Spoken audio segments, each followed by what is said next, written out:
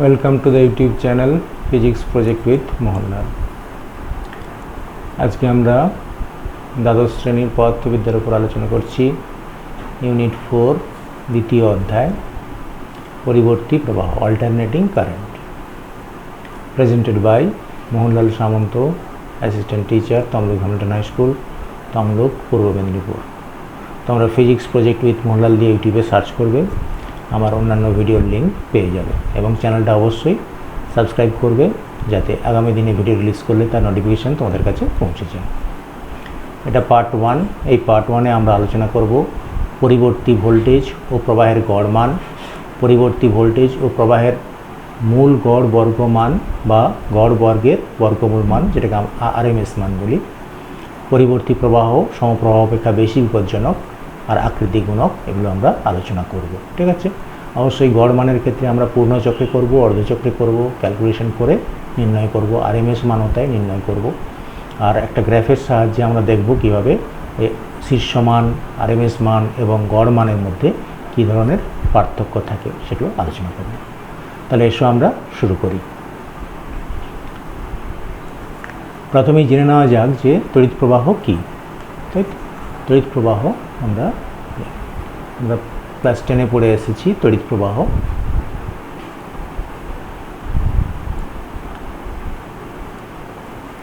তড়িৎ প্রবাহ মাত্রা। আচ্ছা, আগে তড়িৎ প্রবাহটা কি জানি, তারপর তড়িৎ প্রবাহ মাত্রাটা। তড়িৎ প্রবাহ হচ্ছে নির্দিষ্ট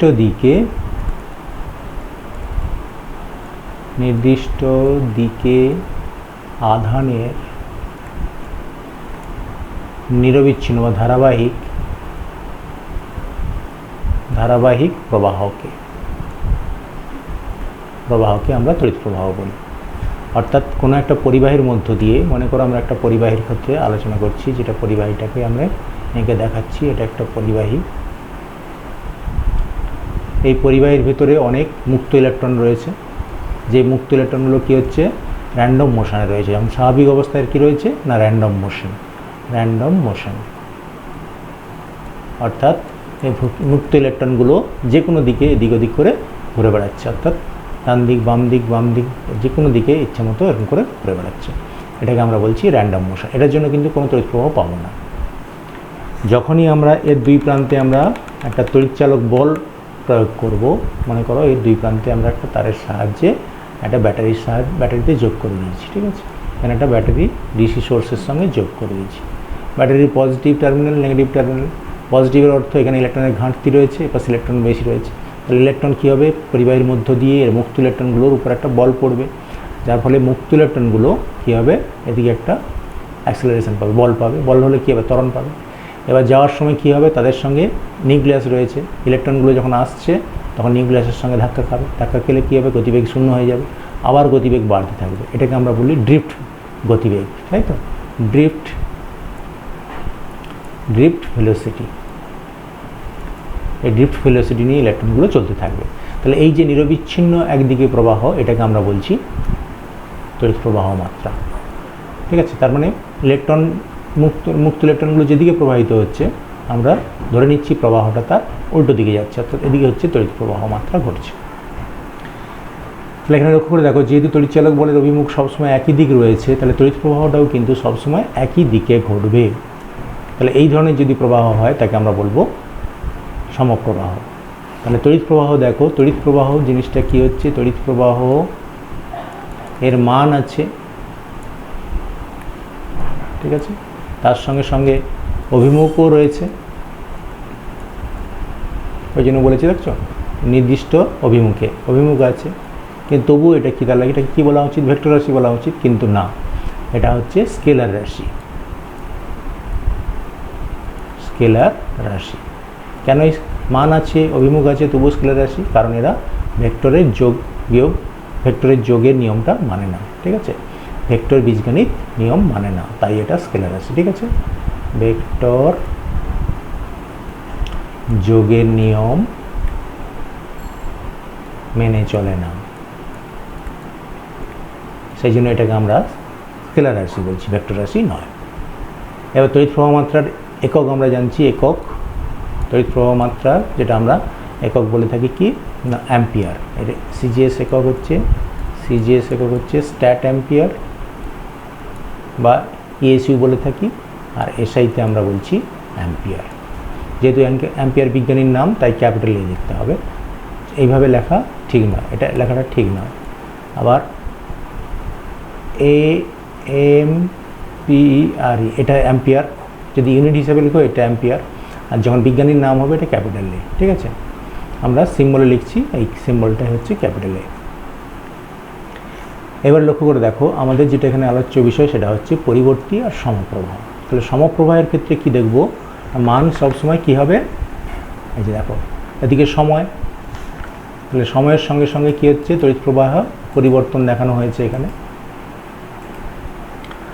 দেখো ডান দিকে হচ্ছে সময়, এই যে সময় অক্ষ, এই সময় অক্ষ বরাবর এদিকে তড়িৎ প্রবাহের পরিবর্তন ঘটছে।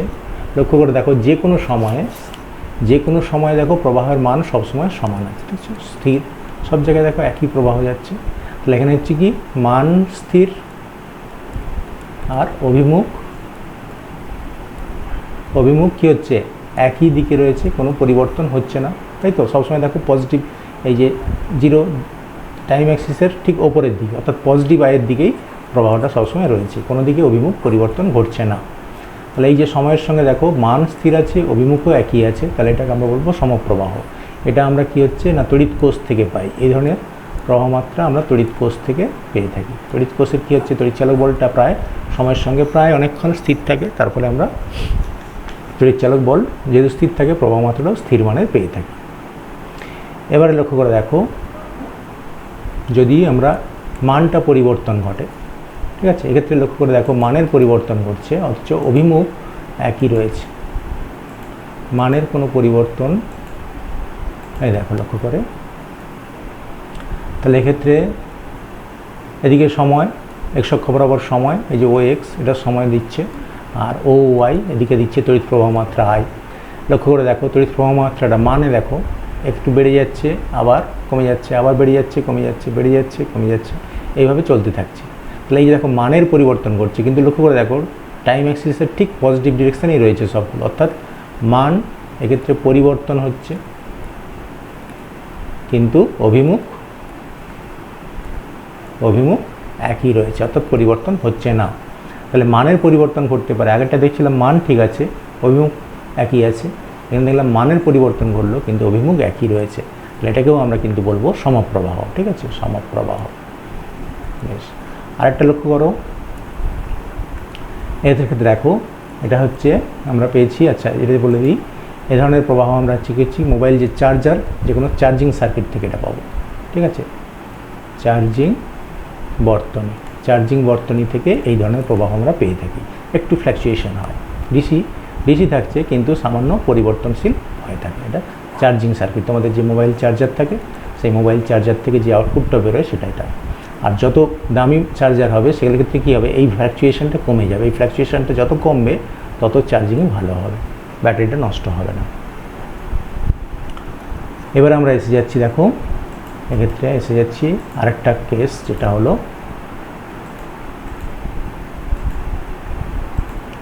এক্ষেত্রে লক্ষ্য করে দেখো মানের কি ঘটছে, পরিবর্তন ঘটছে। লক্ষ্য করে দেখো এটা হচ্ছে মূল বিন্দু, এটা টাইম অ্যাক্সিস সময় অক্ষ, আর এদিকে তড়িৎ প্রবাহ মাত্রা। তাহলে দেখো লক্ষ্য করে এই যে প্রবাহের মান বাড়ছে বেড়ে এটা সর্বোচ্চ, আবার কমছে কমে শূন্য হয়ে দেখো আবার কিন্তু অভিমুখটা পরিবর্তন করছে না, উল্টো দিকে যাচ্ছে না, ঠিক একই দিকে যাচ্ছে অথচ মানটা বেড়ে যাচ্ছে। তাহলে মানের পরিবর্তন ঘটছে এখানে। তাহলে এক নম্বরে হচ্ছে মানের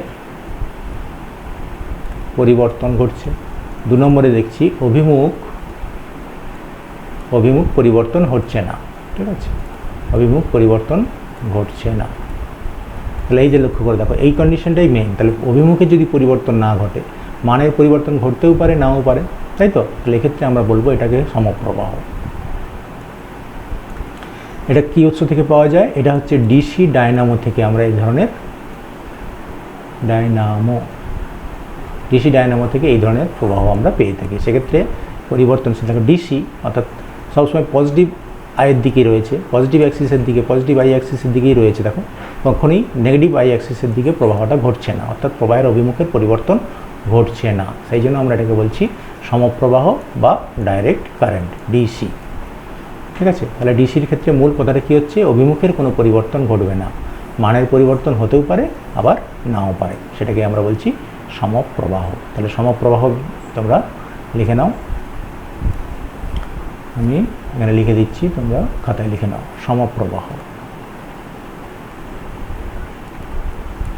যে তড়িৎ প্রবাহের অভিমুখের পরিবর্তন ঘটে না কিন্তু মানের পরিবর্তন ঘটতে পারে বা নাও পারে। ঠিক আছে, মানের পরিবর্তনটা হতে পারে মেবি, দেখো মানের পরিবর্তন ঘটতে পারে নাও পারে, কিন্তু অভিমুখ পরিবর্তন হবে না। ঠিক আছে, এটা ভাইটাল পয়েন্ট। এই ধরনের প্রবাহকে আমরা বলবো ডিসি প্রবাহ। ঠিক আছে, যেমন এর উৎস কী হচ্ছে, এর উৎস যেমন আমরা বলে দিয়েছি, উৎস হচ্ছে কি, 1 নম্বরে বললাম যে তড়িৎ কোষ, যে কোনো তড়িৎ কোষ, যেটা আমরা টর্চের ব্যাটারি বলো, মোবাইল ব্যাটারি বলো, বা ইনভার্টারের যে সমস্ত ব্যাটারিগুলো ব্যবহার করি, সেগুলো হচ্ছে সব ডিসি সোর্স। ঠিক আছে, এই ডিসি সোর্সের ক্ষেত্রে আমরা সবসময় প্লাস মাইনাস দিয়ে যেটাকে রিপ্রেজেন্ট করি, এর সবসময় প্রবাহ দেখো প্লাস থেকে মাইনাসের দিকে ঘটবে। আর 2 নম্বরে যে উৎস পেলাম সেটা হচ্ছে কি, যেটা এর ক্ষেত্রে আসছে মোবাইল চার্জারের ক্ষেত্রে, যে কোনো চার্জিং সার্কিট। ঠিক আছে, চার্জিং বর্তনী, এই চার্জিং বর্তনী বলতে তড়িৎ কোষকে চার্জ দেওয়ার জন্য আমরা একটা চার্জার ব্যবহার করে থাকি, সেই চার্জার থেকে যে আউটপুটগুলো পাই সেটা মানের ভ্যারিয়েশন ঘটলেও অভিমুখ কিন্তু সবসময় একই দিকে থাকে। ঠিক আছে, সিম্বলটা একই হবে। এবার 3 নম্বরে যেটা আমরা পেলাম সেটা হচ্ছে ডিসি ডায়নামো। এদের ক্ষেত্রে কি হচ্ছে, ডিসি ডায়নামোতে ফ্ল্যাকচুয়েশনটা বেশি হবে, অথচ অভিমুখের কোনো পরিবর্তন ঘটবে না, এটা আমরা পেয়ে গেলাম। এগুলো হচ্ছে সব ডিসি সোর্স। এবারে চলে আসছি আমরা পরিবর্তী প্রবাহের ক্ষেত্রে। ঠিক আছে, তাহলে পরিবর্তী প্রবাহটা একটু অন্য ধরনের। তাহলে মান পরিবর্তন হবে, অভিমুখটা দেখব পরিবর্তন হবে নির্দিষ্ট সময়ান্তরে। দেখো কোনো বর্তনীতে যে প্রবাহের অভিমুখ নির্দিষ্ট সময়ান্তর পর্যায়ক্রমে পরিবর্তন হয় তাকে পরিবর্তী প্রবাহ বলা হয়। এই যে নির্দিষ্ট সময়ান্তর পর্যায়ক্রমে পরিবর্তন ঘটবে। ঠিক আছে, পরিবর্তন ঘটবে। যেমন একটা ছোট্ট উদাহরণ দেখছি, দেখো লক্ষ্য করে।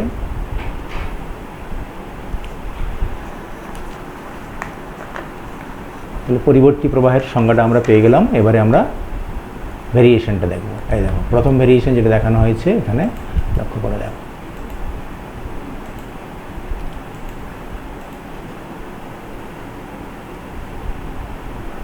এখানে সময় অক্ষ দেখো, এই যে মূল বিন্দু এটা এক্স অক্ষ, তাহলে ও এক্স বরাবর হচ্ছে সময় প্রকাশ করছে, আর ও ওয়াই এদিক বরাবর দেখো প্রবাহ মাত্রা আই প্রকাশ করছে। ঠিক আছে, প্রবাহ মাত্রা আই। তাহলে এদিকটা হচ্ছে পজিটিভ আই আর এদিকটা হচ্ছে নেগেটিভ আই, অর্থাৎ ঋণাত্মক প্রবাহ প্রকাশ করছে, এদিকটা ধনাত্মক প্রবাহ প্রকাশ করছে।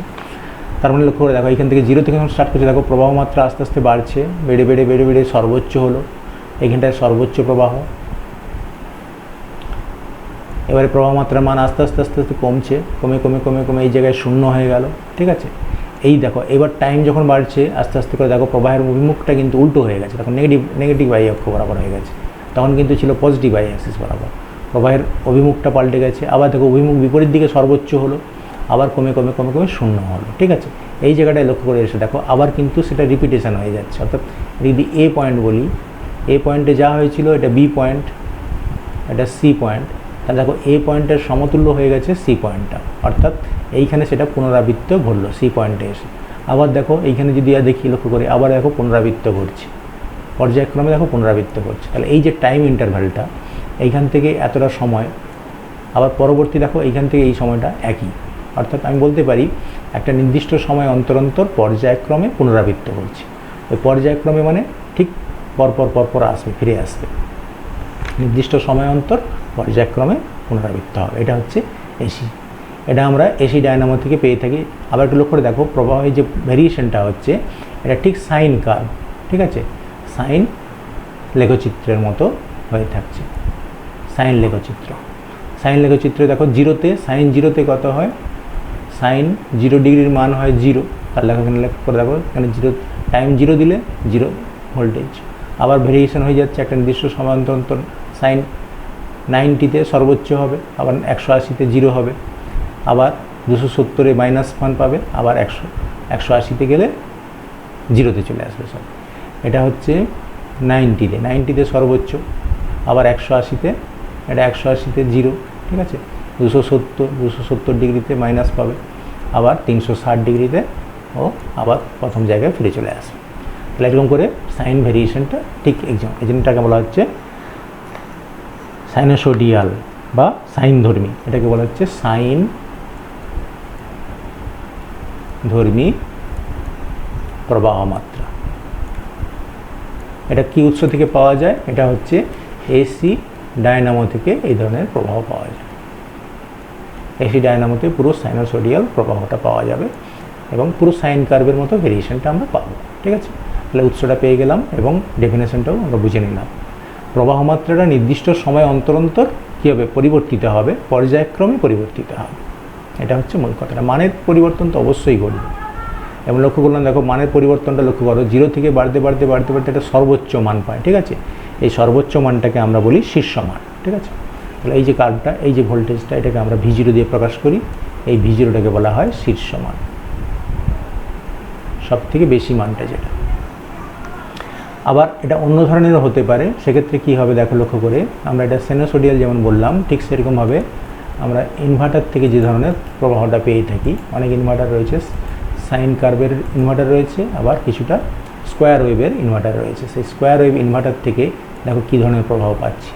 এটা হচ্ছে মূল বিন্দু, এটা ও, আর এদিকটা হচ্ছে এক্স অক্ষ বরাবর সময় প্রকাশ করছে, আর ও ওয়াই, এই ও ওয়াই বরাবর প্রবাহ মাত্রা প্রকাশ করছে। লক্ষ্য করে দেখো, মূল বিন্দুর ওপরের দিকে ওয়াই অক্ষ, ধনাত্মক ওয়াই অক্ষ বরাবর পজিটিভ কারেন্ট বোঝাচ্ছে, আর নেগেটিভ ওয়াই অ্যাক্সিস বরাবর নেগেটিভ কারেন্ট আই বোঝাচ্ছে।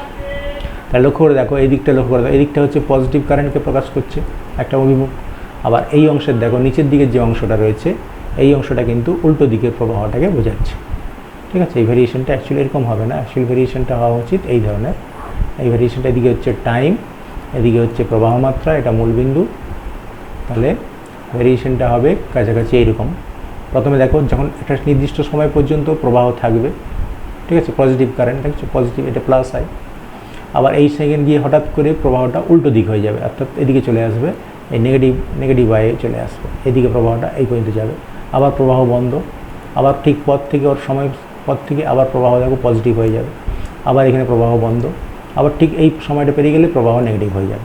এরকম করে করে চলতে থাকবে। এটাকে আমরা বলছি স্কোয়ার, ঠিক আছে, স্কোয়ার ওয়েভ বা বর্গাকার প্রবাহ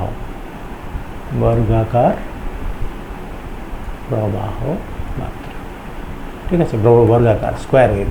এটা উৎসটা হচ্ছে কি, ওই যে স্কোয়ার ওয়েভ ইনভার্টার, যেটা ইনভার্টার থেকে আমরা এসি পাই, কিন্তু এটা হচ্ছে স্কোয়ার ওয়েভ, ঠিক আছে। সাইন ওয়েভের ইনভার্টার পাওয়া যায়, কিন্তু সেটা সাইনোসোডিয়াল, যেটা আগের ক্ষেত্রে করেছিলাম। আর স্কোয়ার ওয়েভ ইনভার্টার বিশেষ করে এটা ইউপিএস থেকে আমরা পেয়ে থাকি। ইউপিএস থেকে সবসময়, যেটা আমরা কম্পিউটারের ইউপিএস ব্যবহার করি, আনইন্টারাপ্টেড পাওয়ার সাপ্লাই, তার থেকে এই ধরনের স্কোয়ার ওয়েভ বেরিয়ে আসে। আর স্কোয়ার ওয়েভ ইনভার্টারটাও একই ধরনের প্রবাহ দেবে। তাহলে পরিবর্তী প্রবাহ আমরা মোটামুটি সাইনোসোডিয়াল পেয়ে গেলাম, স্কোয়ার ওয়েভ পেয়ে গেলাম। আর এক ধরনের প্রবাহ আছে, সেটা হচ্ছে ট্রায়াঙ্গুলার, অর্থাৎ ত্রিভুজাকার তড়িৎ প্রবাহ মাত্রা। সেখানে ওই ভেরিয়েশনটা জাস্ট একটু পরিবর্তন ঘটে যাবে, সেখানে ত্রিভুজের মতো পরিবর্তনটা দেখাবে। দেখো লক্ষ্য করে, এখানে পরিবর্তনটা এই দিয়ে লক্ষ্য করো, এদিকে মূল বিন্দু, এটা এক্স অক্ষ বরাবর সময়, আর এদিকে পজিটিভ ওয়াই, এদিকটা ধনাত্মক ওয়াই অক্ষ বরাবর প্লাস আই, আর এদিকটা নেগেটিভ আই, এদিকটা হচ্ছে নেগেটিভ কারেন্ট প্রকাশ করছে। তাহলে লক্ষ্য করে দেখো, প্রবাহ মাত্রাটা বাড়ছে, বেড়ে বেড়ে বেড়ে বেড়ে সর্বোচ্চ, আবার কমে কমে শূন্য। এইখানে দেখো অভিমুখ পাল্টে গেছে, এখানটা লক্ষ্য করে দেখো, ডিরেকশনটা নেগেটিভ ডিরেকশনে চলে আসছে। তাহলে নেগেটিভ ডিরেকশনের প্রবাহ সর্বোচ্চ, আবার কমে কমে শূন্য, অর্থাৎ এই শেপটা দেখো, এটা ট্রায়াঙ্গুলার। তাহলে এটাকে আমরা বলছি ত্রিভুজাকার, ঠিক আছে, বর্গাকার হয়েছে, আর এটা হচ্ছে ত্রিভুজাকার প্রবাহ। তাহলে এই ধরনের উৎসটা কিন্তু আমরা ওই টাইমার সার্কিট দিয়ে করে থাকি, বিশেষ করে 555 এই ধরনের আইসি নাম্বার 55 দিয়ে, এই ধরনের টাইমার সার্কিট দিয়ে ট্রায়াঙ্গুলার করে থাকি। বিশেষ করে ওই হাইব্রিড যে সমস্ত ইনভার্টারগুলো বেরিয়েছে, হাইব্রিড ইনভার্টার, অর্থাৎ না সিনোসোডিয়াল আর না স্কোয়ার, তাদের মিডিল এটা করে দিচ্ছে, সেই ধরনের হাইব্রিড ইনভার্টারও পাওয়া যায়। ইনভার্টার দেখবে মোটামুটি 3 ধরনের পাওয়া যাচ্ছে আমাদের বাজারে। সেটা হচ্ছে, একটা হচ্ছে হাইব্রিড ইনভার্টার যেটা এই ধরনের প্রবাহটা ইউজ করে, আর একটা পিওর সিনোসোডিয়াল, তার দাম একটু বেশি হয়, পিওর সাইন কার্ভ আসবে, একদম পিওর সাইন কার্ভ, এই ধরনের সাইন কার্ভ আসবে। আর এক ধরনের পাওয়া যায় যেটা হচ্ছে টাইম অ্যাক্সিস, এদিকে কারেন্ট, সবের টাইম অ্যাক্সিস কারেন্ট, আর একটা স্কোয়ার ওয়েভ, অর্থাৎ পর্যন্ত কারেন্ট পাবো আবার পাবো না, আবার উল্টো দিকে কারেন্ট পাবো আবার পাবো না, আবার উল্টো দিকে কারেন্ট পাবো, এরকম করে চলে যাবে। এটা হচ্ছে স্কোয়ার ওয়েভ, এটা বিশেষ করে ইউপিএসে পাওয়া যায়, আর ইনভার্টারেও পাওয়া যায় স্কোয়ার ওয়েভ ইনভার্টারগুলো, ঠিক আছে। তাহলে এটা একটা, এই ধরনের একটা, আর একটা পিওর এসি মানে এইটা বুঝবে, ঠিক আছে। সবসময় আমরা এটা নিয়েই কাজ করবো, এই ধরনের একটা সিনোসোডিয়াল নিয়ে।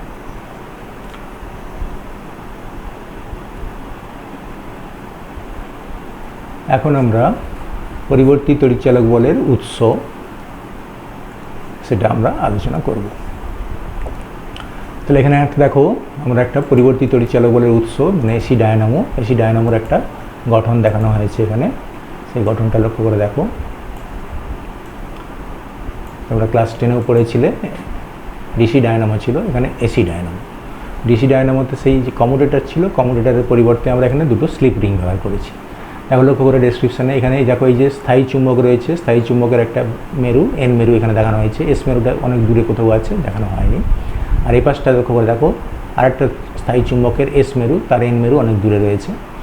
এই দুটো মেরু খুব কাছাকাছি রাখা রয়েছে, এন মেরু আর এদিকে এস মেরু। এদের মাঝে দেখো একটা আর্মেচার বলি, একটা অন্তরিত তামার তারের কুণ্ডলী, দেখো এই যে A B C R D, আর এই এখান থেকে এসে একটা ওই স্লিপ রিংয়ে যোগ আছে, এই স্লিপ রিংয়ে যোগ আছে, আর এই প্রান্ত থেকে বেরিয়ে এসে এই যে স্লিপ রিংটায় যোগ আছে, এই যে স্লিপ রিং, এই একটা স্লিপ রিং, এটা ঘুরতে থাকে। এর সঙ্গে দেখো দুটো ব্রাশ, এই যে কার্বন ব্রাশ দুটো যোগ করা আছে, দুটো কার্বন ব্রাশ, এই যে কালো কালো দুটো কার্বন ব্রাশ, এই কার্বন ব্রাশ থেকে দুটো টার্মিনাল বেরিয়ে আসছে, এখানে একটা এই যে ল্যাম্প যোগ করা হয়েছে। তাহলে এটা হচ্ছে স্থায়ী চুম্বক এন, আর এ স্থায়ী চুম্বক, আর এ বি সি ডি এটা হচ্ছে আর্মেচার। তাহলে 1 নম্বরে হয়ে গেল স্থায়ী চুম্বক, আর 2 নম্বরে হচ্ছে আর্মেচার কুণ্ডলী, ঠিক আছে, আর্মেচার কুণ্ডলী এবিসিডি। আর 3 নম্বরে হচ্ছে ওই যে স্লিপ রিং, এই যে R1 R2 এই যে দুটো স্লিপ রিং রয়েছে। আর 4 নম্বরে হচ্ছে কার্বন ব্রাশ, এই যে কার্বন ব্রাশ, এইটা এই যে B1 আর B2 এই যে দুটো কার্বন ব্রাশ, এই যে দেখতে পাচ্ছ, এই যে স্লিপ রিংকে স্পর্শ করে আছে, যখন স্লিপ রিং ঘুরবে তার সঙ্গে কার্বন ব্রাশ দুটো টাচ করে থাকবে, অর্থাৎ প্রবাহটা নিরবিচ্ছিন্নভাবে পাবো। কার্বন ব্রাশ ওই B1 আর B2। আর একটা রোদ রয়েছে বাল্ব, যেটা এখান থেকে প্রবাহ পেলে সেখান থেকে তড়িৎ প্রবাহ ধরলেই আলো পাবো, এটা হচ্ছে বাল্ব লাগানো আছে, এটার বাহ্যিক রোধ হিসাবে কাজ করছে, বহির্বর্তনীতে রোধ। এবার লক্ষ্য করে দেখো, আর্মেচার কুণ্ডলীটাকে ঘোরানো হচ্ছে, ঠিক আছে, আর্মেচার কুণ্ডলীটাকে একটা নির্দিষ্ট কৌণিক বেগে, ওমেগা কৌণিক বেগে ঘোরানো হচ্ছে। তাহলে আর্মেচারটা কী হচ্ছে, এখানে একটা চুম্বক ক্ষেত্রের সৃষ্টি হয়েছে, ঠিক আছে, ধরে নিচ্ছি সেই চুম্বক ক্ষেত্রের মান হচ্ছে বি। তাহলে আমরা ধরে নিচ্ছি চুম্বক ক্ষেত্রের মান বি, ঠিক আছে, বি ভেক্টর ধরি, মান ধরব না, চুম্বক ক্ষেত্র বি। আর আর্মেচারের ক্ষেত্রফল,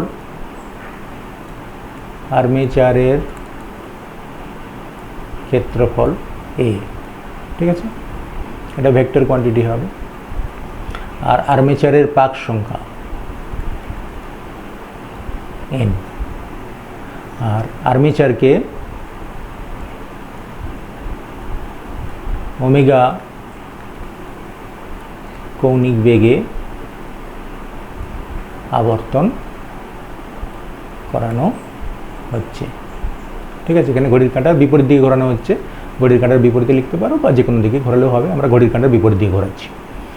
এবারে তাহলে আমরা যেটা ফ্লাক্স চেঞ্জ বের করব, অর্থাৎ কুণ্ডলীর সঙ্গে যে জড়িত ফ্লাক্স, কুণ্ডলীতে জড়িত চুম্বক প্রবাহ, ঠিক আছে, চুম্বক প্রবাহ, যেটাকে আমরা ফাই দিয়ে ডিনোট করি। তাহলে আমরা জানি ফাই সমান অ্যাকচুয়ালি বি ডট এ। এবারে যেহেতু পাক সংখ্যা এন আছে তাহলে n into B dot A, ঠিক আছে। তাহলে n B A cos theta, থিটার জায়গায় আমরা বসাবো থিটা সমান হবে ওমেগা ইন্টু টি। 1 সেকেন্ডে কৌণিক বেগ ওমেগা মানে 1 সেকেন্ডে কোণ উৎপন্ন করে ওমেগা, তাহলে টি সেকেন্ডে কোণ উৎপন্ন করবে ওমেগা টি। তাহলে n B A cos omega টি, এটা হচ্ছে ফাই। এবারে আমরা তড়িৎচালক বল যদি ই হয়, আবিষ্ট তড়িৎচালক বল ই সমান মাইনাস ডি ফাই ডিটি, ঠিক আছে। তাহলে minus n B A constant quantity বেরিয়ে গেল d dt of cos omega t, ঠিক আছে। এটাকে সলভ করলে কী দাঁড়াচ্ছে, এটা হচ্ছে minus n B A omega sine omega t, derivative করলে এটা হচ্ছে। তাহলে আমরা ই সমান পেয়ে গেলাম কস এক্সের ডেরিভেটিভ মাইনাস সাইন, তাহলে এটা প্লাস হয়ে গেল। তাহলে n B A omega sine omega টি। এবার এই অংশটাকে আমরা ই জিরো ধরে নিচ্ছি, ঠিক আছে। তাহলে ই জিরো সাইন ওমেগা টি, তাহলে এইটা হচ্ছে তড়িৎচালক বলের রাশিমালা, ই সমান ই জিরো সাইন ওমেগা টি। এই ই জিরোর ভ্যালুটা তাহলে দেখো, ই জিরো সমান হচ্ছে এন বি এ ওমেগা। তাহলে এখানটা দেখো আমরা একটা গুরুত্বপূর্ণ তথ্য পেয়ে গেলাম, এটা শীর্ষমান, তড়িৎচালক বলের শীর্ষমান, আর বাকিটা সিনোসোডিয়াল, তাই তো। তাহলে সাইন কার্ভে পরিবর্তন ঘটবে। তাহলে আমরা যদি দুটো অক্ষ টেনে নিই, একটা হচ্ছে এক্স অক্ষ বরাবর সময় প্রকাশ করব, আর ওয়াই অক্ষ বরাবর প্রবাহ প্রকাশ করছি। এদিকটা হচ্ছে সময় টি, আর এদিকটা হচ্ছে ওই তড়িৎচালক বলটা প্রকাশ করছি, তড়িৎচালক বল এই, ঠিক আছে। এবার টাইম জিরোতে তড়িৎচালক বল জিরো, ঠিক আছে। সাইনোসোডিয়াল সাইন কার্ভ যেমন হয় এই ধরনের দাও, এই ধরনের তড়িৎচালক বলটা ভেরিয়েশন হচ্ছে। এখানে লক্ষ্য করে দেখো, এই যে ভোল্টেজটা এটা হচ্ছে সব থেকে বেশি মান, এটাকে আমরা বলছি ওখানে ওই এপসিলন ই জিরো, ঠিক আছে। ই জিরো এটা হচ্ছে শীর্ষ মান, তাহলে ই জিরোটা হচ্ছে পরিবর্তী প্রবাহের শীর্ষ মান। এই শীর্ষ মানের ভ্যালু আমরা দেখলাম, দেখো ই জিরো সমান হচ্ছে এন বি এ ওমেগা, দেখো ওই যে ই জিরো সমান পেয়েছি এন বি এ ওমেগা। তাহলে প্রত্যেকটার সঙ্গে দেখো সমানুপাতিক সম্পর্ক, যদি আমরা কুণ্ডলীর পাক সংখ্যা বাড়াই তাহলে ই জিরো বাড়বে, ঠিক আছে। তাহলে ফার্স্ট ভেরিয়েশন হচ্ছে ই জিরো প্রপোর্শনাল এন, পাক সংখ্যা বাড়ালে শীর্ষমান বাড়বে। আর 2 নম্বরে হচ্ছে পাক সংখ্যা যদি বাড়াই, পাক সংখ্যা হয়ে গেল, এবারে চুম্বক ক্ষেত্রের মান, তাহলে চুম্বক ক্ষেত্রের মান যদি বাড়াই তাহলে শীর্ষমান বাড়বে। আবার 3 নম্বরে এ কুণ্ডলীর ক্ষেত্রফল যদি বাড়াই তাহলেও শীর্ষমানটা বাড়বে। আর সবশেষে হচ্ছে কৌণিক গতিবেগ, অর্থাৎ কুণ্ডলীটা যে কৌণিক বেগে ঘুরছে সেই কৌণিক বেগ যদি বাড়ানো হয় তাহলে তো শীর্ষমানটাও বেড়ে যাবে। তাহলে সবগুলোর সঙ্গে সমানুপাতিক সম্পর্ক, ঠিক আছে। প্রত্যেকটার সঙ্গে আমরা সমানুপাতিক সম্পর্ক পেয়ে গেলাম। তোমাকে প্রশ্ন দেবে যে পরিবর্তী তড়িৎচালক বলের শীর্ষমান কোনো এসি জেনারেটর থেকে যে তৈরি হয় তার মান কী কী বিষয়ের উপর নির্ভর করে, ঠিক আছে। সেক্ষেত্রে আমরা এই 4টে বিষয় লিখব। তাহলে মোটামুটিভাবে পরিবর্তী প্রবাহের ক্ষেত্রে আমরা শীর্ষমান ব্যাপারটা কী জেনে গেলাম। আরেকবার বলে দিচ্ছি, তাহলে পরিবর্তী প্রবাহের ক্ষেত্রে শীর্ষমান দেখো, যখন পরিবর্তী প্রবাহের মান বেড়ে বেড়ে বেড়ে বেড়ে একটা সর্বোচ্চ মান পায়, যে সর্বোচ্চ মানটাকে বলা হয় শীর্ষমান। আবার দেখো মান কমতে কমতে কমতে কমতে শূন্য, এই জায়গায় এসে অভিমুখটা উল্টে যাচ্ছে, ঠিক আছে। তাহলে আবার দেখো আবার সময় এসে পরে আবার অভিমুখটা দেখো একই হবে, এই যে ও বিন্দু, আর এখানে যদি আমি এ আর এটাকে বি বিন্দু বলি, তাহলে ও বিন্দুতে যা দশা এই বি বিন্দুতেও তাই দশা হবে। তাহলে এইটাকে পুরোটাকে একটা আমরা পূর্ণচক্র বলছি, এই পুরোটাকে আমরা বলবো একটা পূর্ণচক্র, আর এই অংশটাকে আমরা বলবো অর্ধচক্র, ঠিক আছে। অর্ধচক্র যেহেতু পজিটিভ ডিরেকশন আছে তাহলে এটাকে আমরা বলবো পজিটিভ হাফ সাইকেল, আর এটাকে আমরা বলবো negative half cycle. Half cycle অর্ধচক্র, ঠিক আছে। এই অর্ধচক্র বলছি, অর্ধেক অংশ হয়েছে, আর এই পুরোটা হচ্ছে পূর্ণচক্র। একটা পজিটিভ হাফ সাইকেল একটা নেগেটিভ হাফ সাইকেল মিলে হবে পূর্ণচক্র। এখন আমরা কম্পাঙ্ক এবং পর্যায়কাল এটা আলোচনা করব পরিবর্তী প্রবাহের ক্ষেত্রে। তাহলে আমরা পরিবর্তী প্রবাহের ক্ষেত্রে কম্পাঙ্ক ও পর্যায়কাল এটা আমরা দেখব কি বিষয়টা। তাহলে প্রথমে আমরা পরিবর্তী প্রবাহের ক্ষেত্রে একটা পরিবর্তী প্রবাহের এঁকে ফেলছি। এদিকটা এক্স অক্ষ আর এদিকটা ওয়াই অক্ষ, ঠিক আগের মতো সময় আর হ্যাঁ, এদিকটা হচ্ছে সময় টি, আর এদিকটা হচ্ছে তড়িৎচালক বল ই, ঠিক আছে, বা ভি প্রকাশ করছে তড়িৎচালক বল। এবারে ভেরিয়েশনটা কীরকম হচ্ছে, প্রথমে দেখো একদম শূন্য সাইনোসয়েডিয়াল যেটা ধরছি, বেড়ে বেড়ে বেড়ে বেড়ে সর্বোচ্চ মান পাবে, সর্বোচ্চ মান হয়ে এটা শীর্ষ মান, এবার কমছে, কমে কমে কমে কমে শূন্য, শূন্য মান, ঠিক আছে। এবার দেখো নেগেটিভ নেগেটিভ হয়ে যাবে তড়িৎচালক বলের মান, অভিমুখ উল্টে যাচ্ছে, উল্টো দিকে যাচ্ছে, উল্টো দিকে শীর্ষ মান আসবে, আবার কমতে কমতে কমতে কমতে শূন্য হবে, ঠিক আছে। তাহলে এই যে সময়টা দেখো লক্ষ্য করে, এই যে পূর্ণচক্র হলো, এটা একটা পূর্ণচক্র, ঠিক আছে, এখান থেকে এই পর্যন্ত পূর্ণচক্র।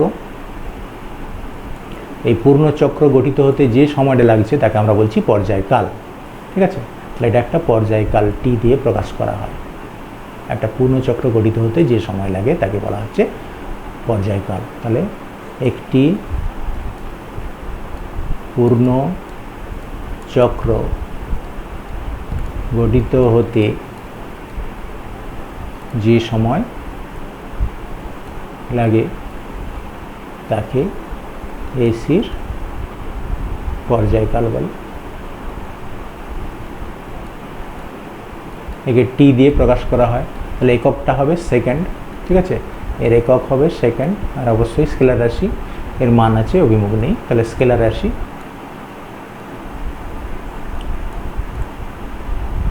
আর এসআই সিজিএস একক সব সেকেন্ড। এবার লক্ষ্য করে দেখো, যদি আমি লক্ষ্য করি যে 1 সেকেন্ডে কতগুলো পূর্ণ কম্পন হচ্ছে, এরকম 1 সেকেন্ডে কতগুলো পূর্ণচক্র গঠিত হচ্ছে, সেটাকে আমরা বলবো তার কম্পাঙ্ক, ঠিক আছে। তাহলে কম্পাঙ্কটার সংজ্ঞা লিখে ফেলো, 1 সেকেন্ডে যতগুলো পূর্ণ চক্র গঠিত হয়। 1 সেকেন্ডে বা একক সময় বলতে পারো, 1 সেকেন্ডে বা আমরা বলছি একক সময়ে যত সংখ্যক পূর্ণ চক্র গঠিত হয় তাকে এসির কম্পাঙ্ক বলে, ঠিক আছে। কম্পাঙ্ককে আমরা যদি এফ দিয়ে প্রকাশ করি তাহলে মনে রাখবে, আমরা জানি কৌণিক গতিবেগ যদি হয়, কোনো একটা বস্তু যদি ওমেগা কৌণিক গতিবেগ নিয়ে আবর্তন করে, তাহলে ওমেগার সমান আমরা জানি ওমেগার সমান হচ্ছে 2π/t। আবার আমরা জানি 1/t মানে হচ্ছে n বা f, তাহলে ওমেগার সমান 2πf। এটা হচ্ছে ফর্মুলাটা মনে রাখবে। পর্যায়কাল যদি জানো, পর্যায়কালের সঙ্গে সম্পর্ক পেয়ে যাচ্ছি। তাহলে এখানে লক্ষ্য করে দেখো, আমরা জানি t সমান 1/f। তাহলে দুটো সম্পর্ক খুব ভালো করে মনে রাখবে। পর্যায়কাল জানলে কম্পাঙ্ক পেয়ে যাবে, বা কম্পাঙ্ক জানলে পর্যায়কাল পেয়ে যাবে। আবার কম্পাঙ্ক জানলে কৌণিক গতিবেগ, এটা হচ্ছে কৌণিক কম্পাঙ্ক যেটাকে বলি, কৌণিক কম্পাঙ্ক পেয়ে যাবে।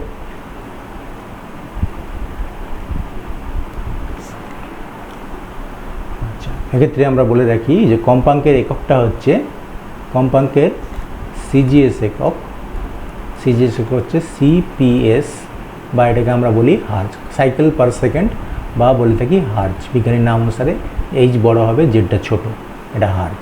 তার মানে আমরা যদি বলি আমাদের যে বাড়িতে ব্যবহার করি তার ফ্রিকোয়েন্সি হচ্ছে 50 হার্জ। এর মানে হলো 1 সেকেন্ডে, অর্থাৎ 1 সেকেন্ডে সেকেন্ড সময়ে 50টি পূর্ণ চক্র গঠিত হয়। আমরা বাড়িতে যে সমস্ত বৈদ্যুতিক আমাদের সরঞ্জাম রয়েছে সেগুলোর ফ্রিকোয়েন্সি হচ্ছে 50 হার্জ, অর্থাৎ আমাদের বাড়িতে যে বৈদ্যুৎ সংযোগ তার ফ্রিকোয়েন্সি 50 হার্জ। বলতে পারছি, দেখছো 1 সেকেন্ড সময়ে 50টা পূর্ণ চক্র গঠিত হচ্ছে। তার মানে ওখান থেকে আমরা পেয়ে যাব কত সময় পর পর তার তড়িৎচালক বলটা অভিমুখটা পাল্টাচ্ছে। একটু ক্যালকুলেশন করে দেখি। তাহলে ফ্রিকোয়েন্সি 50 হার্জ, তাহলে এই যে লক্ষ্য করে দেখো, এই যে টাইম পিরিয়ডটা, তাহলে একটা পূর্ণচক্র গঠিত হতে হচ্ছে কত সময় লাগছে। আমরা তাহলে জানি টি সমান 1/f, তাহলে 1/50, তাহলে 1/50 সেকেন্ডে একবার পূর্ণচক্র হচ্ছে। তার মানে এই যে টিটা, এখান থেকে এই ও বিন্দু থেকে এ আর বি, এই ও থেকে বি পর্যন্ত এই যে টাইমটা, এটা হচ্ছে 1/50 সেকেন্ড, ঠিক আছে। তাহলে দেখো অভিমুখ পরিবর্তন হচ্ছে এ পয়েন্টে, তাহলে এটা অর্ধেক হবে, তার অর্ধেক, তাহলে এই সময়টা হচ্ছে 1/100 সেকেন্ড। তাহলে 1/100 সেকেন্ড সময়ে একবার এই অভিমুখটা পাল্টাচ্ছে, ঠিক আছে। তাহলে যখনই 1/100 সেকেন্ড চলে যাবে তাহলে অভিমুখ পাল্টে যাবে একবার। আবার 1/100 সেকেন্ড পরে দেখো অভিমুখ পাল্টে যাচ্ছে, ঠিক আগেরটায় চলে আসছে। তার মানে 1/50 সেকেন্ড পর পর এটা পুনরাবৃত্ত ঘটছে। ঠিক আছে, তোমাকে প্রশ্ন দিবে যে আমাদের বাড়িতে যে বিদ্যুৎ সরবরাহ করা হয় তার ফ্রিকোয়েন্সি হচ্ছে 50 হার্জ। ঠিক আছে, 50 হার্জ। তাহলে কত সময় অন্তর অন্তর এর অভিমুখ পাল্টে যায়? তাহলে এক্ষেত্রে আমরা পেয়ে গেলাম অভিমুখ পাল্টাচ্ছে 1/100 সেকেন্ড সময়ে, আর 1/50 সেকেন্ড অন্তর অন্তর একটা পূর্ণচক্র গঠিত হচ্ছে। একটা পূর্ণচক্র গঠিত হতে সময় লাগছে 1/50 সেকেন্ড।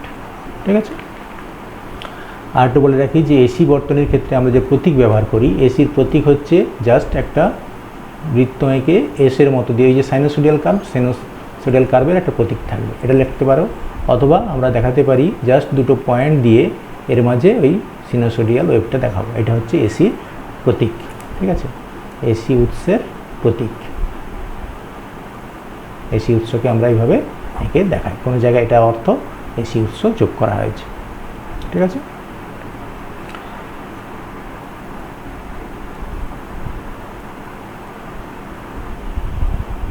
এখন আমরা এসি উৎসের গড় মান বের করব। ঠিক আছে, তাহলে পরিবর্তী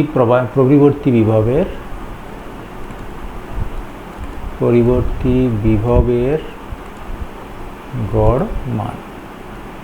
তাহলে এই গড় মানটা দেখো, পরিবর্তী বিভবের ক্ষেত্রে আমরা গড় মান বের করতে চাচ্ছি। যে কোনো জায়গায় গড় মান মানে তার সমষ্টি করে সংখ্যা দিয়ে ভাগ করতে হয়, তাই তো? এর ক্ষেত্রে দুটো গড় মান বের করব আমরা। প্রথমে হচ্ছে পূর্ণচক্রে গড় মান বের করব, পূর্ণচক্রে গড় মান। ঠিক আছে, আর একটা বের করব অর্ধচক্রে গড় মান। তাহলে প্রথমে পূর্ণচক্রের ক্ষেত্রে দেখো, এসির ক্ষেত্রে আমরা গড় মানটা কী করে বের করব, এবার কনসেপ্টটা লক্ষ্য করো। প্রথমে এসির ক্ষেত্রে এদিকে সময় আর এদিকে হচ্ছে তড়িৎচালক বল দেওয়া হয়েছে ভি, বা ভি ই লিখতে পারি, ই তড়িৎচালক বল ই। এই ভেরিয়েশনটা হচ্ছে সাইন কার্ভের মতো, এরকম ভেরিয়েশন দেখানো হয়েছে। ঠিক আছে, সিনোসোডিয়াল ওয়েভ। এর যে কোনো সময়, ধরো যে কোনো সময় টিতে আমরা একটু ধরে নিচ্ছি তড়িৎচালক বল তার ই। ঠিক আছে, এই যে অংশটা, এই ডিটি সময় পরে এই সময়ের ব্যবধানটা হচ্ছে ডিটি। এই ডিটি সময়ের মধ্যে তার যে তড়িৎচালক বলের ভেরিয়েশনটা, সেটাকে আমরা যোগ করব, দিয়ে পুরোটার উপর পুরো পর্যায়কালটা এখান থেকে এই পর্যন্ত পর্যায়কাল হচ্ছে টি, এটা হচ্ছে 0 সেকেন্ড আর এটা হচ্ছে টি সেকেন্ড। তাহলে এই পুরো 0 থেকে টি পর্যন্ত যোগ করে নেব। তাহলে দেখো, লক্ষ্য করে এখানে তড়িৎচালক বল যদি ই হয়, তাহলে ই ইন্টু ডিটি, এই অংশটার ক্ষেত্রফল হচ্ছে এই অংশ ই ডিটি।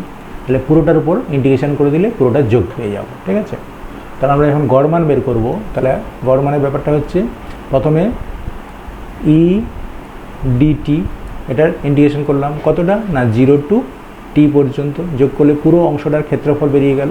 আমাদের এই পুরো অংশটার এই যে রিজিনটা, এই রিজিনটার পুরোটার ক্ষেত্রফল যোগ হয়ে গেল। তাহলে ক্ষেত্রফল যোগ হয়ে গেলে মানে যোগ করার সমতুল্য ব্যাপারটা। এবার তাকে কী হচ্ছে, পুরো টাইম দিয়ে ভাগ করতে হবে। টাইম হচ্ছে টি, তাহলে টি দিয়ে ভাগ করতে হবে। তাহলে পুরো ব্যাপারটাকে 1/t করে দিচ্ছি। ঠিক আছে, টি দিয়ে ভাগ মানে 1/t। তাহলে এইটাই হচ্ছে গড় মান। ঠিক আছে, গড় মান কোথায় না পূর্ণচক্রে 0 টু টি নেওয়া হয়েছে। এটাই দিয়ে আমরা একটু হিসাব করে দেখি। তাহলে 1/t ই মান ভেসাবো। ই হচ্ছে, আমরা এখানে সাইন কার্ভ যেহেতু নিয়েছি, তাহলে যে কোনো সময় ই হচ্ছে E0 সাইন ওমেগা টি। এই ভেরিয়েশনটা যে কোনো সময় হবে। তাহলে এখানে দেখো, ইর জায়গায় বসে দিচ্ছি E0 কনস্ট্যান্ট, বাইরে বের করে নিচ্ছি E0 sine omega t dt from 0 to t. এবারে এটা যদি আমরা ইন্টিগ্রেশন করি, তাহলে E0/t আর sine omega t dt integration করলে লিমিট বসালে দেখবে 0 আসবে। ঠিক আছে, তাহলে এটা 0 হয়ে যাবে। তাহলে গড় ভ্যালু অ্যাভারেজ, পূর্ণচক্রে গড় মান 0। এর সাধারণ কনসেপ্ট এইটাই। এদিকে দেখো, যতটা পজিটিভ ভ্যালু বেরোবে এটা ততটাই, এদিকটা নেগেটিভ ভ্যালু বেরোবে, এদিকটা নেগেটিভ ভ্যালু, এদিকটা পজিটিভ ভ্যালু। তাহলে যোগ করলে দেখো 0 হয়ে যাবে। ঠিক আছে, তাহলে পূর্ণচক্রে যদি গড় মান করি তাহলে 0। তাহলে আমরা এই অর্ধচক্রে গড় মান করবো। তাহলে অর্ধচক্রে দেখো টাইমটা কত হচ্ছে, 0 থেকে t/2। তাহলে t/2 পর্যন্ত আমরা গড় মান বের করতে চাচ্ছি। তাহলে একই জিনিস, শুধু এখানে লিমিটটা চেঞ্জ করে দেবো। তাহলে এবারে হচ্ছে অর্ধচক্রে গড় মান। ঠিক আছে, অর্ধচক্রে গড় মান, এটাকে আমরা ই অ্যাভারেজ বলছি, সরি ই অ্যাভারেজ। এই যে ই অ্যাভারেজ তাহলে কত হবে, তাহলে প্রথমে দেখো ই ডিটির ইন্টিগ্রেশন করব, লিমিটটা শুধু চেঞ্জ করে দেবো, টি থেকে টিটার জায়গায় t/2 করে 0 টু t/2, অর্ধেক চক্র পর্যন্ত, এই যে অর্ধেক পর্যন্ত, এইখান থেকে এই পর্যন্ত, এই পুরোটা ছিল টি। তার জায়গায় আমি অর্ধেক করলাম এই t/2, তাই তো 0 থেকে t/2 পর্যন্ত, মানে পুরো এই পজিটিভ হাফ সাইকেলটা নিচ্ছি। আবার তাহলে 1/t/2 করতে হবে, ঠিক আছে। তাহলে এটা সলভ করে এই 1/t/2টাকে 2/t, আর এদিকে integration E0 sin omega t dt from 0 to t/2, ঠিক আছে। এবার এটা ইন্টিগ্রেশন করো, ইন্টিগ্রেশন করলে কি হচ্ছে 2/t, আর E0 চলে আসছে বাইরে, আর ইন্টিগ্রেশন করলে এটা দাঁড়াবে minus cos omega t by omega from 0 to t/2, ঠিক আছে। এই ওমেগাটাকে বাইরে বের করে নিচ্ছি, তাহলে twice E0 by T omega, এবার আপার লিমিট বসাবো, তাহলে মাইনাস কস ওই টির জায়গায় t/2, তাহলে ওমেগা ইন্টু t/2 মাইনাস, আর এই মাইনাস প্লাস কস 0 বসালে কস 0, তাই তো কস 0 বেশ। তাহলে এবার লক্ষ্য করে দেখো, এটা যদি আমি এটা হিসাব করি তাহলে আমরা জেনেছি ওমেগা সমান হচ্ছে 2π/t, তাহলে এখানে 2π/t বসে দিচ্ছি, টুয়াইস E0 বাই টি, আর ওমেগার জায়গায় হচ্ছে 2π, আর নিচে টিটা চলে যাচ্ছে, তাহলে এটা, আর মাইনাস কস এই ওমেগার জায়গায় 2π/t into t/2 plus cos 0 তো 1, এটা হয়ে যাচ্ছে। এবার এটাকে সলভ করে দেখো, টি কেটে গেল, 2 কেটে গেল, তাহলে E0 বাই পাই, আর এদিক থেকে লক্ষ্য করে দেখো এখানে টি কাটলো, 2 কাটলো, তাহলে cos পাইয়ের মান কত? cos পাইয়ের মান হবে -1, তাহলে এদিকে হয়ে যাচ্ছে -1 plus 1, that is equal to twice E0 by pi. তাহলে অর্ধচক্রে গড় মান আমরা কি পেলাম? তাহলে ই অ্যাভারেজ পেলাম 2/পাই E0, ঠিক আছে, এই ভ্যালুটা মনে রাখবো। তাহলে অর্ধচক্রের গড় মান আমরা পেলাম টুয়াইস বাই পাই E0, পাই মানে সেই 3.14 সেই ভ্যালুটা, তাহলে 2/3.14, তাহলে এটাকে যদি সরল করো তাহলে একটা মান পেয়ে যাবে, ঠিক আছে। তাহলে সর্বোচ্চ ভ্যালুর কত অংশ হচ্ছে অ্যাভারেজ ভ্যালুটা, এখান থেকে লক্ষ্য করে দেখো, তাহলে E0 যদি আমি ভাগ করি 2/3.14, সেটা হচ্ছে 0.636, এটা হচ্ছে 0.636 E0। তাহলে যদি পার্সেন্টেজ করি, E0 63.6% হচ্ছে, E0 63.6% হলো এই অ্যাভারেজ, ঠিক আছে। এই ভ্যালুটা মনে রাখবে, 63.6%, E0 63.6% হচ্ছে এই অ্যাভারেজ ভ্যালুটা। অবশ্যই এটা অর্ধচক্রের অ্যাভারেজ, ঠিক আছে। গড় পূর্ণচক্রে নিলে গড় মান 0 হয়ে যায়।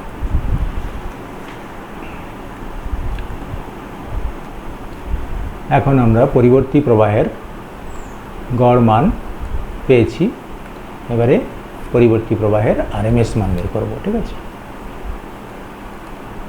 পরিবর্তী প্রবাহের RMS মান, এটা হচ্ছে রুট মিন স্কোয়ার ভ্যালু বলি আমরা, RMS মান সংক্ষেপে বলি, বা বাংলায় অনেকগুলো নাম আছে, সেটা আমরা লিখব। তাহলে প্রথমে দেখো, এটাকে আমরা রিপ্রেজেন্ট করি ERMS, ঠিক আছে। প্রথমেই আগে বিষয়টা কি একটু জেনে নিই। মনে করো আমরা কোনো একটা রোধের দুই পাশে একটা পরিবর্তী উৎস যোগ করেছি, ঠিক আছে। একটা পরিবর্তী উৎস যোগ করেছি, এটা পরিবর্তী উৎস, এটা আর রোধ। তাহলে এই রোধের কি হচ্ছে, একটা তাপ ক্ষয় হবে, তাই তো। পার সেকেন্ডে যে তাপ উৎপাদন হবে সেটা হচ্ছে তার পাওয়ার আমরা বলছি পাওয়ার, অর্থাৎ এই তড়িৎচালক বলটা এই রোধের মান, এই রোধে দেওয়া হয়েছে তাতে পাওয়ার দিচ্ছে P।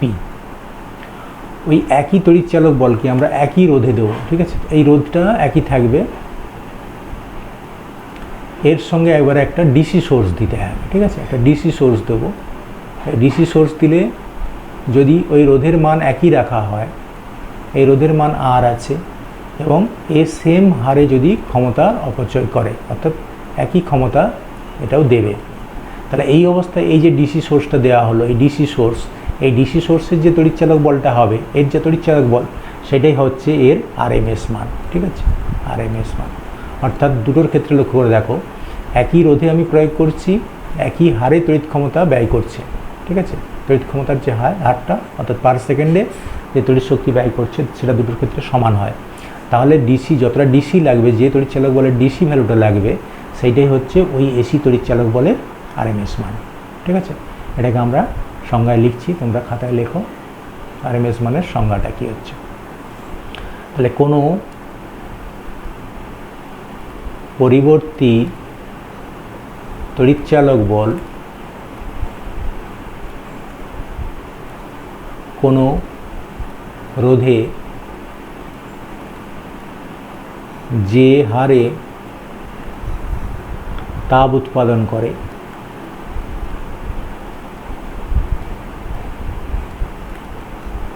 ওই একই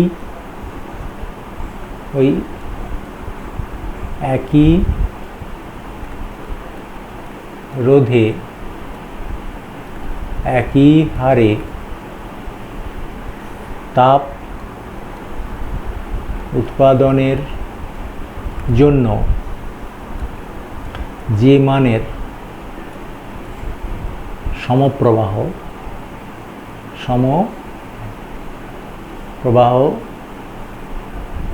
উৎসের তড়িৎচালক বলের প্রয়োজন, তাকে ওই পরিবর্তী তড়িৎচালক বলের আরএমএস মান বলে। ঠিক আছে, তার মানে দেখো কোনো একটা তড়িৎচালক বল, এই যে কোনো রোধের ক্ষেত্রে যে হারে তাপ উৎপাদন করবে, ওই একই রোধে একই হারে তাপ উৎপাদন করার জন্য যে মানের সমপ্রবাহ উৎসের তড়িৎচালক বলের প্রয়োজন। সমপ্রবাহ উৎসের তড়িৎচালক বল দিতে হচ্ছে যতটা, তাকে আমরা বলছি ওর আরএমএস মান।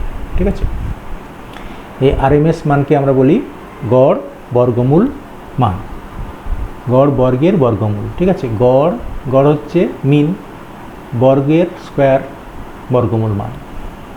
এটাকে অনেক সময় বলি গড় বর্গমূল। ঠিক আছে, গড় বর্গমূল মান। এটার ব্যাপারটা কি হচ্ছে না, প্রথমে দেখো লক্ষ্য করে ওই যে রুট মিন স্কোয়ার ব্যাপারটা আসছে, ওই আরএমএস এটাকে যদি আমরা ভাগি তাহলে কি আসবে, প্রথমে হচ্ছে রুট, তাহলে প্রথমে উল্টো দিক থেকে আসবে। দেখো আগে স্কোয়ার করব, মানে বর্গ করে নেব তড়িৎচালক বলটাকে, তারপরে কি করব, তারপরে মিন করব, অর্থাৎ আমরা গড় করব। ঠিক আছে, তারপরে আবার রুট অর্থাৎ বর্গমূল করব। তাহলে এই যে স্টেপটা, আগে বর্গ করব, তারপরে গড় করব, তারপরে বর্গমূল করব, এটাই হচ্ছে স্টেপটা। ঠিক আছে, আরএমএস রুট মিন স্কোয়ার, আগে স্কোয়ার তারপরে মিন তারপরে রুট, উল্টো দিক থেকে। তাহলে আমরা পরিবর্তী তড়িৎচালক বলের আরএমএস মানটা এবারে বের করব। তাহলে ইআরএমএস নির্ণয়। তাহলে প্রথমেই লক্ষ্য করে দেখো, আমরা একটা তড়িৎচালক বল ধরে নিচ্ছি। ঠিক আছে, মনে করি একটি এসি উৎসের তড়িৎচালক বল হচ্ছে এভাবে পরিবর্তিত হচ্ছে। মনে করি একটি পরিবর্তী তড়িৎচালক বল ই সমান E0 সাইন ওমেগা টি, সাইনোসোডিয়াল পরিবর্তন হচ্ছে, সাইন কার্ভে পরিবর্তন হচ্ছে, এর ক্ষেত্রে আমরা আরএমএস মান বের করব। ঠিক আছে, তাহলে আগে আরএমএস মান বের করতে গেলে আমাকে কী করতে হবে, প্রথমে সেই গড়টা বের করে নিচ্ছি। ঠিক আছে, তাহলে প্রথমে দেখো, প্রথমে স্কোয়ার করব, স্কোয়ার, তার গড় করতে গেলে ডিটি ইন্টিগ্রেশন 0 টু টি, এটা হচ্ছে স্কোয়ারের বর্গ করে গড় করলাম, গড় এখনও হয়নি, বর্গ করে যোগ করেছি, এবারে গড় করতে গেলে 1/t করতে হবে। ঠিক আছে, এই যে মানটা বেরোলো এটাকে এবারে আবার রুটোভার করতে হবে। ঠিক আছে, এটাকে বর্গমূল করতে হবে, তাহলে আমার ওই ইআরএমএসটা পেয়ে যাব। ঠিক আছে, তাহলে আমরা পাটে পাটে করব, আগে এই বর্গমূলটা করব না, আগে ভেতরের পার্টটা হিসাব করে নিই। ঠিক আছে, তাহলে আমরা এই ভেতরের পার্টটা আগে হিসাব করছি। জিরো টু টি ই স্কোয়ার ডিটি এটা বের করে নেব বাই 1/t থাকবে 1/t, এটা আগে হিসাব করে নিচ্ছি এই পার্টটা। তাহলে এর ক্ষেত্রে আমরা বসাচ্ছি 1/t ই স্কোয়ারের ভ্যালু হচ্ছে E0 square sine square omega t dt. তাহলে E0 বাইরে বেরিয়ে যাচ্ছে, তাহলে E0 square by t 0 to t, এই সাইন স্কোয়ারকে ভাঙতে হবে, আমরা সাইন স্কোয়ারকে ভাঙবো, কসে ভেঙে নিচ্ছি। তাহলে আমরা জানি কি কস টু থিটার ফর্মুলা দিচ্ছি, কস টু থিটা সমান 1 মাইনাস 2 সাইন স্কোয়ার থিটা। তাহলে এখানে দেখো লক্ষ্য করে আমরা যদি 2 সাইন স্কোয়ার থিটা ব্যবহার করি, 2 সাইন স্কোয়ার থিটা সমান 1 মাইনাস, এটা দিয়ে যাচ্ছে 1 মাইনাস কস টু থিটা। তাহলে এখানে সাইন স্কোয়ার থিটা কী হবে, সাইন স্কোয়ার থিটা সমান half 1 minus cos two theta. ঠিক আছে, এই ভ্যালুটা আমরা এবার পুট করবো, half into 1 minus cos two theta. তাহলে এখানে পুট করছি, তাহলে E0 বেরিয়ে গেছে, তাহলে এই জায়গাটায় ব্যবহার করছি, তাহলে half into 1 minus cos two theta ছিল 2 ওমেগা টি, তাহলে 2 ওমেগা টি ডিটি এটা। তাহলে এই হাফটা বাইরে বের করে দিচ্ছি, E0 স্কোয়ার বাই 2t। এবারে দুটো পার্টে করে নিচ্ছি, এটা হচ্ছে জাস্ট হাফটা বেরিয়ে গেছে, তাহলে একটা স্টেপ করি, 0 to T 1 minus cos 2 omega t dt. তাহলে এর ইন্টিগ্রেশন করলে কি পাবো, E0 স্কোয়ার বাই 2t, এখানে পাচ্ছি 1 এর হচ্ছে টি মাইনাস এই কসের ইন্টিগ্রেশন হবে সাইন, তাহলে এখানে যাচ্ছে sine 2 omega t by 2 omega, limit হবে 0 টু টি। ঠিক আছে, কসের ইন্টিগ্রেশন সাইন করে দিলাম, দিয়ে এই ওমেগা 2 ওমেগাটাকে ভাগ করে দিলাম। এবার দেখো লিমিট যদি বসাই, তাহলে E0 স্কোয়ার বাই 2t, এখানে আপার লিমিট বসাচ্ছি, তাহলে টি মাইনাস এখানে ওমেগার জায়গায় সেই আগের মতো 2π/t বসাবো। তাহলে এই পার্টটা আমি বাইরে হিসাব করে নিচ্ছি, তাহলে সাইন 2 ওমেগার জায়গায় 2π/t ইন টি এর জায়গায় টি, আর নিচে 2 ইন্টু 2π/t। এবার লক্ষ্য করে দেখো এখানে হচ্ছে টি কেটে গেল, তাহলে 4π, এটা হয়ে যাচ্ছে সাইন 4π, তাহলে সাইন 4π মানে 0, তাহলে এটা হয়ে গেল। এই আপার লিমিট বসালে, যখন এখানে আপার লিমিট বসাচ্ছি তখন হয়ে যাচ্ছে 0। এবার মাইনাস লোয়ার লিমিট, তাহলে এখানে 0, এখানে যখন লোয়ার লিমিট বসাবো তাহলে মাইনাস হচ্ছে প্লাস, সাইন 0 বসালে 0, তাহলে পুরোটাই চলে এলো। তাহলে কি থাকছে, E0 স্কোয়ার 2t/t।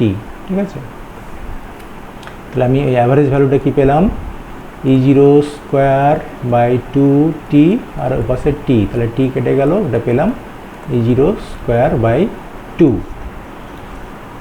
এবার তাহলে ERMS করব, ERMS সমান হচ্ছে এটা রুট ওভার করতে হবে, E0 square by 2 that is equal to E0 by √2, এটা হচ্ছে ERMS। তাহলে গড় মান আমরা পেয়ে গেলাম, এই RMS মান, তাহলে গড় মানও পেয়েছিলাম, এখন RMS মানটাও পেয়ে গেলাম। RMS মান দেখো E0 বাই √2, তাহলে লক্ষ্য করে দেখো 1/√2 যদি হিসাব করি তাহলে কত হবে, 1/1 ডিভাইডেড বাই √2, এটা হচ্ছে 0.707, এটা হচ্ছে 0.707 অফ E0। এটা যদি পার্সেন্টেজ করি তাহলে ERMS হচ্ছে কি হলো E0 70.7%।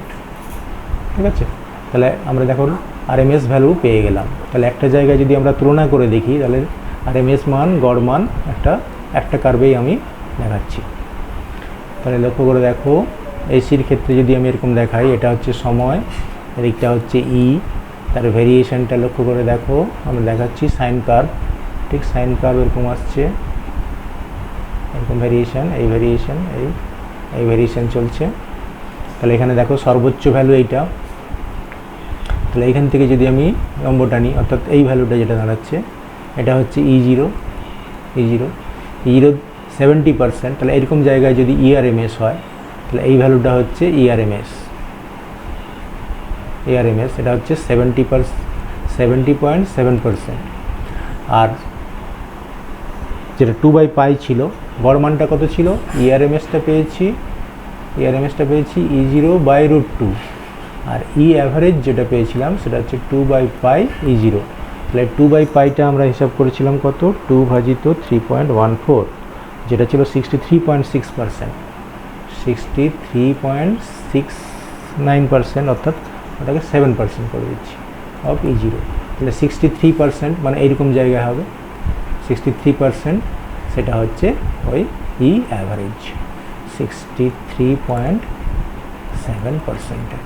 তাহলে দেখো E0টার মান সব থেকে বেশি, তারপরে ERMS, তারপরে অ্যাভারেজ। তাহলে তিনটের ক্ষেত্রে আমরা একটি জায়গায় রেখে নিলাম, ঠিক আছে। তাহলে এখানে আমরা শেষ করছি। Thank you for watching YouTube channel.